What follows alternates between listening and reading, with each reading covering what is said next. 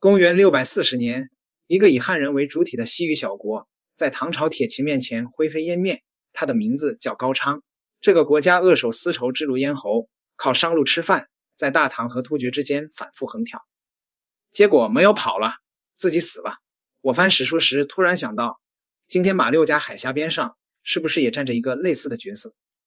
你可能没听说过高昌国，这很正常，它存在了180年，然后被大唐一战灭掉，史书上只留下薄薄几页。高昌在哪？今天的新疆吐鲁番火焰山脚下，葡萄沟边上。你去那旅游，能看到高昌故城的残垣断壁，黄土夯成的城墙还处在戈壁滩上。这地方在1400年前可不是旅游景点，它是丝绸之路的十字路口。从长安出发往西走，过了敦煌，商队有2条路可选，一条绕塔克拉玛干沙漠南边走，叫南道，另一条沿天山南路走，叫北道。北道的核心枢纽就是高昌。隋朝末年天下大乱，南道荒废了，西域各国要跟中原做生意，全得从高昌过。高昌王坐在那收过路费，日子过得相当滋润。有意思的是，高昌国的主体居民是汉人。怎么回事？西汉时候，朝廷在这儿搞军事屯田，派士兵带着家属过来种地守边。后来中原乱了，这帮人回不去，就在当地扎了根。魏晋南北朝几百年战乱，河西走廊的汉人为躲避战火，一波一波往西跑，也跑到这儿来了。人越聚越多，公元460年，高昌国正式建立。这个国家长什么呀？官方语言是汉语，官方文字是汉字。政府机构照搬中原那一套，设8部：吏、祠、库、仓、主客、礼、民、兵。老百姓穿汉服，读儒家经典，过中原节日。你要是穿越回去，走进高昌城，会以为自己到了内地某个县城。一个汉人为主体的国家，孤悬西域，周围全是突厥人、粟特人、吐蕃人。他靠什么活着？商路，控制住丝绸之路北道，向过往商队收税，这是高昌的命根子。你看，这像不像今天的某个国家？华人为主体，周围被马来穆斯林国家包围，国土8丈大，资源啥也没有，连淡水都给进口。他活着的本钱就是扼住了马六甲海峡全球一半的石油运输，30%的货物贸易都得从他家门口。新加坡，我不是要搞简单类比，高昌和新加坡的处境有一个共同的关键词：咽喉。谁控制了咽喉，谁就有了跟大国讨价还价的本钱。但咽喉也是危险的，当大国决定不再容忍你的时候，你就是第一个被掐死的。高昌王屈文泰显然没想明白这一点。屈文泰这个人挺有意思，他爹屈伯雅是高昌王，跟隋炀帝关系不错。隋炀帝把宇文家的闺女嫁给他爹，封为华容公主。屈文泰从小在长安待过，对中原那一套门清。公元630年，唐太宗刚灭掉东突厥，威震天下。屈文泰赶紧跑到长安朝贡，给新老板磕头。李世民对他不错，宴请、赏赐，拉着他一起打念，还把他老婆宇文氏赐姓李，认进了皇族宗室。屈文泰感动坏了，回国之后，玄奘法师路过高昌，屈文泰亲自出城迎接，半夜举着蜡烛站在城门口等。他想留住玄奘当国师，玄奘不干，绝食抗议。最后2人结拜为兄弟，屈文泰送了玄奘黄金100两，银钱3万，灵卷500匹，马30匹，随从25人。这阵仗相当于高昌好几年的财政收入。看起来屈文泰是个重情重义的人。事情的转折发生在几年后，西突厥那边一个叫玉古社的王子崛起了，统一了突厥各部，势力空前强大。他看上了高昌这个收费站，派人过来拉拢屈文泰。屈文泰动心了，他开始2头下注，表面上继续给大唐进贡，背地里跟西突厥勾搭在一起。公元632年，燕齐国王向唐朝申请重开南道，绕过高昌直接去敦煌，李世民批准了。屈文泰急眼了，这不是断我财路吗？他联合西突厥出兵攻打燕齐，抢了5座城，掳走1500人。燕齐王跑到长安告状，李世民派人去质问屈文泰想干什么。屈文泰的回答很狂，他说鹰飞于天，雉伏于蒿，猫有于堂，鼠叫于穴，各得其所。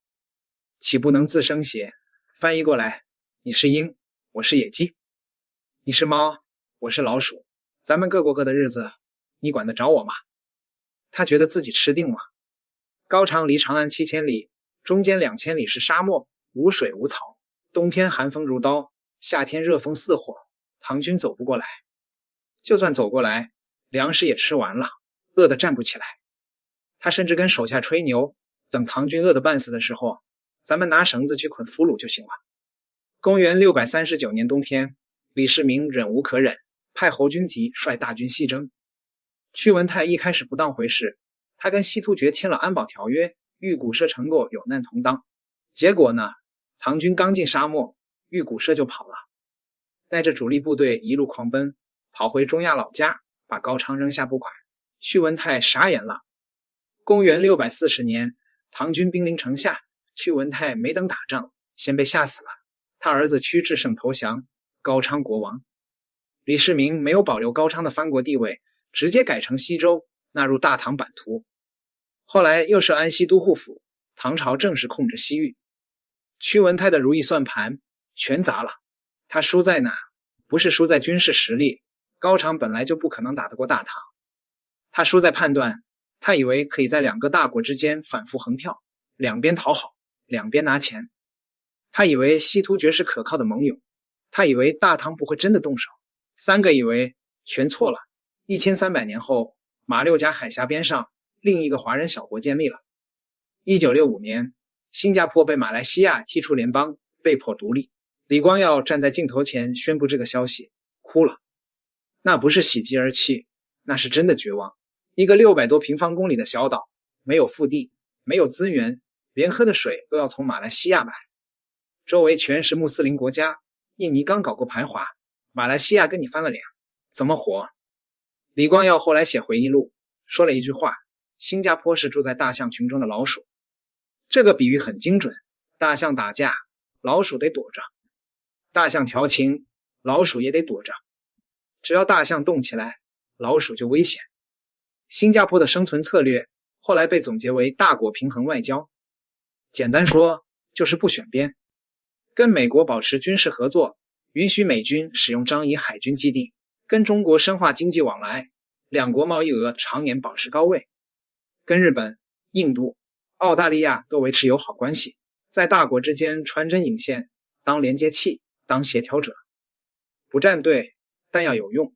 李光耀说过，在一个地区要是有2个以上大国的竞争，小国就有了合纵连横的空间。这话听着耳熟吗？屈文泰大概也是这么想的。区别在哪？区别在于李光耀清醒，屈文泰糊涂。李光耀知道平衡是手段，不是目的，目的是生存。如果平衡玩砸了，要跑得比谁都快。他给新加坡留了很多后手，主权基金投资全球，军队在海外有训练基地，国民从小接受双语教育。屈文泰不一样，他把骑墙当成了目的。他觉得自己很聪明，能在大唐和突厥之间左右逢源。他不知道，当大国摊牌的时候，中间地带是没有的。你以为你是裁判，其实你是筹码。新加坡的历任领导人似乎一直记着这个道理。2025年，新加坡防长陈振声在一个论坛上说了一句话：选边站就是靠边站，靠边站就得选边站。这话绕口，但意思是我们不想选边，但如果被逼到墙角了，我们也知道该怎么做。问题是墙角正在逼近。中美贸易战打了好几年，新加坡的日子越来越不好过，它的连接器角色开始变味了。2024年，新加坡对美转口贸易额大涨，很多中国商品通过新加坡子公司重新贴标分装，然后进入美国市场，这叫迂回贸易，能绑过关税。新加坡赚到钱了，但也被盯上了。2025年初，有外媒报道，英伟达的先进芯片通过新加坡流入争议地区，美国国会有人开始质疑新加坡到底站在哪边。新加坡智库发布的2025东南亚态势调查报告显示，对于美国新政府政策走向这个选项，新加坡受访者的担忧程度高达 70.2%， 在东盟各国中排第一。他们在怕什么？怕的是当大国开始追究中间商责任的时候，新加坡的中立空间会被压缩到零。高昌国的教训就在眼前。徐文泰以为西突厥会保护他，结果唐军一来，玉骨社跑得比兔子还快。新加坡跟美国的军事合作很紧密，樟宜基地、巴耶利巴空军基地都有美军进驻。但历史上，美国撤出亚洲可不是没发生过。1975年越战结束，1976年英军从新加坡全部撤走。盟友的承诺，纸上写的再好看，关键时刻也可能是废纸。新加坡不是没有准备，他在拼命发展高科技产业，搞半导体，搞人工智能，想让自己变得不可或缺。2025年财政预算案里专门拨了10亿新元搞研发，其中大头砸在芯片上。但这条路能不能走通，没人知道。马来西亚在抢封装产能，越南在抢代工订单，新加坡的竞争对手就在隔壁。更要命的是，新加坡只有700多平方公里，土地是硬约束，扩张是不可能的。高昌国当年也面临类似的困境了，他的国境东西不过800里，人口3万出头，兵力不足1万。他想在大国之间玩平衡，但他的体量决定了，他根本没有犯错的余地。一步走错，满盘皆输。新加坡会不会走错？我不知道，历史不能预测未来。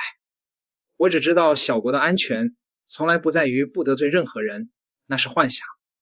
小国的安全在于让自己变得有用，同时永远保持清醒，知道自己是谁，知道自己能做什么，知道什么时候该跑。屈文泰死前大概明白了这个道理，可惜太晚了。参考资料：新加坡有索夫伊萨东南亚研究院2025东南亚态势调查报告 The State of Southeast Asia 2025 Survey Report 自治通鉴卷195唐纪11太宗贞观14年。中国政府网新疆的若干历史问题白皮书2019年7月。